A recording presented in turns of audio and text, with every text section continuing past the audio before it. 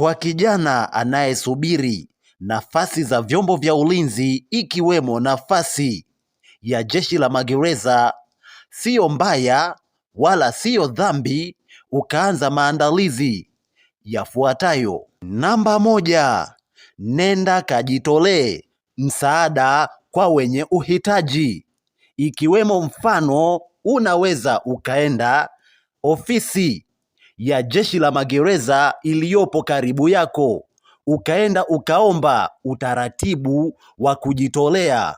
Kumbuka, kujitolea sio lazima upate nafasi fulani, lakini kujitolea inaweza ikakusaidia, inakuongezea baraka. Lakini ukijitolea kwenye CV yako unaweza ukaandika community service uliyojitolea, pamoja ukajua na majukumu uliyoyafanya kipindi unajitolea. Kwa hiyo kujitolea ni vizuri kama kijana.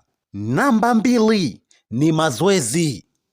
Jeshi la Magereza inahitaji uwe physically fit. Sasa hapa naongelea, anza ratiba ya mazoezi kama kukimbia, push-ups, kuruka kamba, squats pamoja na mazoezi mengineyo. Sasa napendekeza nenda kwa wataalamu wa afya kama mwili wako unaweza ukahimili mazoezi hayo. Namba 3, wekeza kwenye ujuzi. Mfano hapa naongelea kama wekeza kwenye kupata maarifa au fani za ufundi au certificate inayotakiwa na mamlaka husika, au diploma inayotakiwa na mamlaka husika, au degree inayotakiwa na mamlaka husika. Kwa hiyo kama kijana ni vizuri ukawekeza ujuzi sahihi unaohitajika na mamlaka husika.